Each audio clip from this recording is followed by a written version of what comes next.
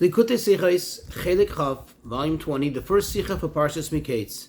This Sicha is based on what Rashi says, what he explains, on Pasuk Nun in Perek Mem Aleph, that's verse 50 in chapter 41 in our Parsha.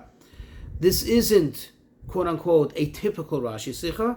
Rather, the Sicha will explain very creatively and beautifully and back up what Rashi explains and his conclusion on the words in this pasuk. Just as a quick introduction, some of the rules in Rashi which we're well familiar with. First of all, Rashi wrote his pirush in such a manner that even a quote, Ben Chamesh Shana L'Mikra, can easily understand it. In other words, it's with full and absolute clarity. Number two, every word in Rashi, every expression is precise and exact and brings out a point.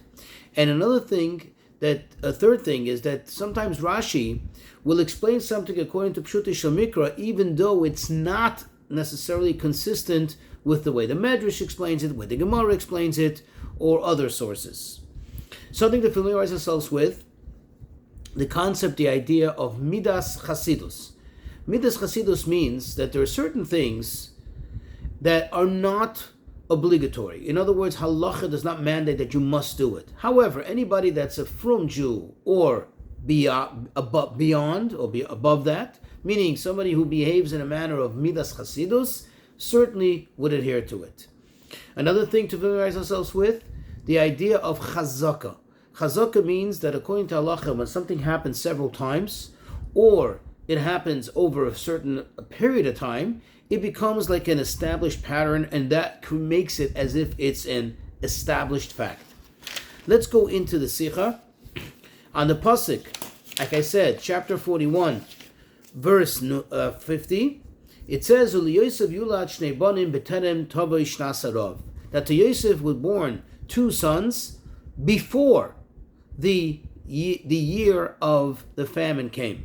So Rashi says, quote, Mikan, from here meaning from this we learn, from here, this is our source, she'asur la'odom l'shamish mitasei b'shnei ra'avin, that a person is forbidden to engage in marital relations in the years of famine, in years of hunger. Says the Tosfos asks on this, and the Tosfos says, 1 second, we know, not too long after this, that Yocheved, the daughter of Levi, she was born, quote, Bein HaChomis, between the walls, as they entered Egypt. Now, certainly, if she was born as they entered Egypt, that means she was conceived during the years of the famine. Because when did the brothers come? When did Yaakov and his sons arrive to Mitzrayim? They arrived towards the end of the second year of the famine. So, if that's the case, and her mother was pregnant with her, and she was in her 9th month, and she gave birth right there as they entered Mitzrayim. So how could you possibly suggest, says Tosfos, according to Rashi at least it would be suggested, that Levi transgressed? That Levi did something that's forbidden? That's very hard to accept. Likewise, other Mefarshim ask the following. We know that Yitzchak Avinu, if you remember way back when he left Eretz Yisrael proper, and he went to Plishtim, to Avimelech. Why did he go? Because there was a famine. And there a whole story back and forth, and then eventually Avimelech, it says, quote, he saw as Yitzchak mitzachek es Rivka, that he saw that Yitzchak was behaving with Rivka as a husband behaves with a wife. And literally, the way the Chachamim explained it is that he saw suggestively that Yitzchak was mishamish mitasei, that Yitzchak was engaging in marital relations. Once again, the question is, it was a year of famine. Clearly, as the Torah spells out, how is it possible, based on what Rashi just explained, that Yitzchak should do such a thing? Now, the Mefarshim, they try to explain this away with various answers. For example, number one, that it's not an actual prohibition, it's only midas chasidus, as I explained in the introduction. Another suggestion is that if it was before Matan Torah, it wasn't really forbidden. It was just that Yosef accepted it on himself, so to speak, voluntarily, and that this is just an asmachta. We just rely on this as a source, as a very, very light source in the Torah, but it's not really something that was prohibited prior to Matan Torah. Others suggest that, wait, it depends. If one didn't have children yet, and one did not fulfill his obligation of pruvu, then this doesn't apply to them, this prohibition. In other words, they're allowed to engage in marriage relations. Others even suggest that if it's the night of mikvah, then you're allowed to engage in marriage relations. Another answer that's given is that there's a difference of where the famine, or to whom the famine is taking place.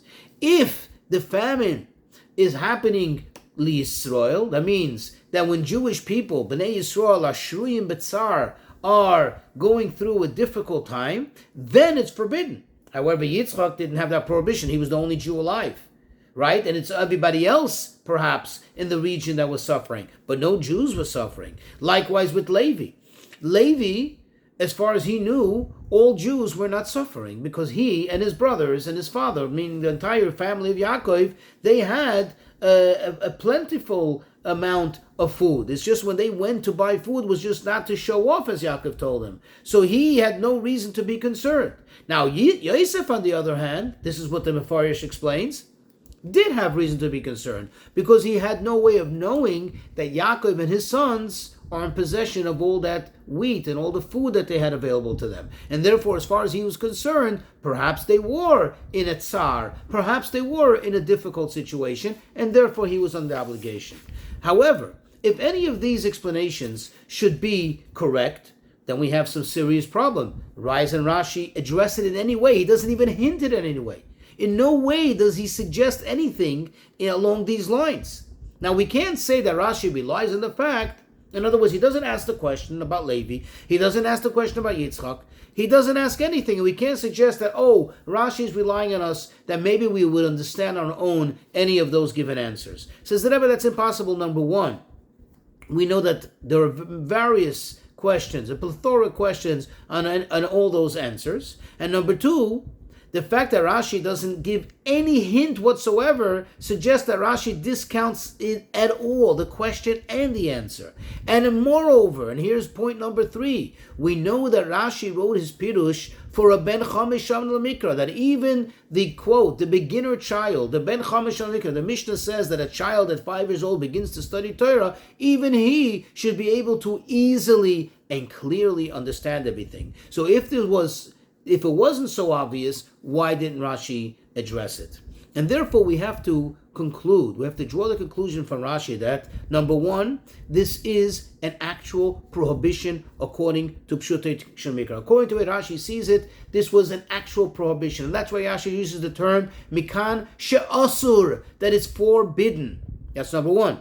Number two, that the Isser, the prohibition, is across the board. Even to people who already have children or don't have children, regardless of their individual status of childbearing, they are under this obligation according to Rashi. And number three, that you can also draw the conclusion that this doesn't have any particular connection to Jews in general, but the fact not to who's suffering, but the fact that it's a time of suffering. Rashi uses the term shnei re'avin, years of famine, meaning that it's a time, it's an era of tsar, it's an era of re'avin, of famine, an era that the world is in a challenging time, as we'll soon understand.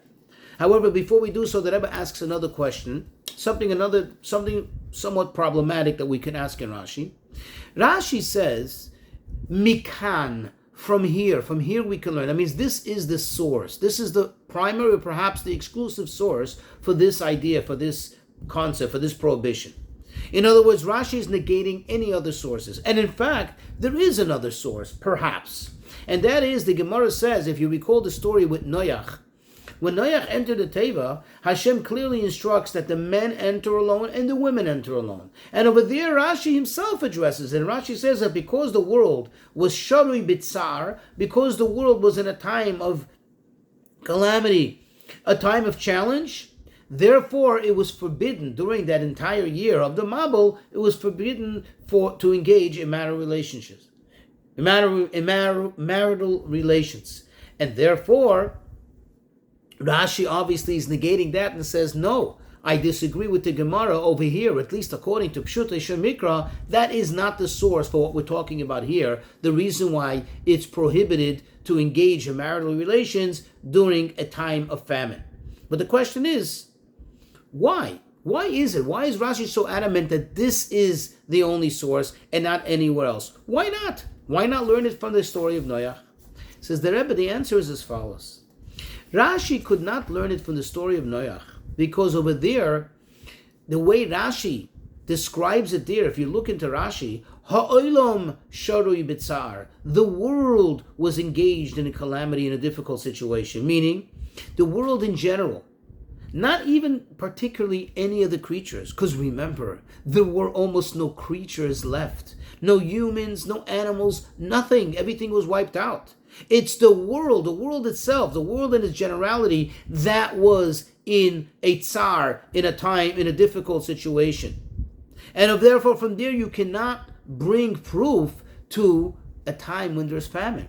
Because during a time of famine, it's not, quote, the whole world, the oilam das shara b'tzar, because you always have a situation where maybe the mass and the majority of the masses, the majority of, and the multitude of the multitudes have an issue that they are lacking their nutrition, that they are lacking food. There is a ra'avain, there is a famine. However, you always have a certain segment of the population that does have access to food, whether it's because they're rich or they're not suffering as much from the famine. So this would not serve as a proper source. This meaning the story of Noach as a proper source when the entire world, including Noach and everyone that was in the Teva, was under the same tsar equally. And therefore Rashi learns it specifically, he derives it specifically from our story, the story of Yosef. Now we'll take a closer look at the expressions of Rashi and we'll better understand, we'll have a better appreciation why this is the better source. We understood why that's not a good source, but why is this such a good source? What is so good about this source? So and we'll appreciate why he learns it from here and not from Yitzchak. You see, Rashi writes the words, B'terem tavoi shnei harav. I'm sorry, that Mikan she'asar la'adam mishamish dasa b'shnei harav, in years of famine. Notice, in the pasuk, what does it say? That Yosef had his children, B'terem tavoi shnas harav, the year of, singular. Rashi, however, emphasizes plural, shnei harav. There's a big difference here, not just in quantity, but so to speak in quality, in the essence of the matter. You see, when there is only a famine, when there's a famine only 1 year, that perhaps can be dismissed to a certain extent. That's like, no, okay, this is an incident, or perhaps even somewhat of a coincidence because of certain factors, that perhaps this year was not a very good year. It was not a blessed year. And therefore, that is not cause, that is not reason to create a situation in which across the board, people should now stop to engage in normal activity. People should start to, so to speak, mourn even in their private life. However, when there is shnei ra'av, years, plural, of famine, this is already no longer a coincidence. This is no longer just an isolated incident. This already is evidence of the fact that something prolonged is happening and it's coming from Hashem. There's something going on over here. And this is the reason why when there are shnei ra'av, when there are years of famine, in other words, it becomes like a pattern, it becomes like a chazaka, it becomes an established fact that there's something terrible going on here. That becomes cause, that becomes reason that even those that are not suffering directly from the Rav, someone like Yosef, who certainly was not suffering from the famine, he had an abundance and he had full access to it, but even someone like him has to now refrain from marital relations. Why? Because this shows that there's something wrong going on in the world. Something up there that is directing the world now, not in the direction of, quote, Yeshuvah Shel Olam, the normal order of the world's existence, but rather in an opposite direction, which tells us that therefore you're not allowed to engage in marriage relations, which promotes the normal order of world's existence. And therefore you have to refrain. Now, since the whole premise, as we just explained, is that the prohibition of engaging in marriage relations is when you have shnei ra'av, when you have an established chazaka, almost like an established fact, a pattern, that this is what's going on, and therefore that makes it strong enough, a reason, a cause, to negate the mitzvah of pruvu. Remember, the mitzvah of pruvu is the first mitzvah to mankind.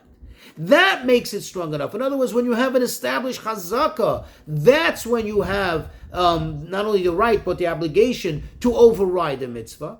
That tells us that anything less than that, meaning anything less than this established chazaka, that it's a pattern, it's a situation of ra'av, then you're not allowed to, you're forbidden to override this mitzvah. You're forbidden to negate this mitzvah of pruvu.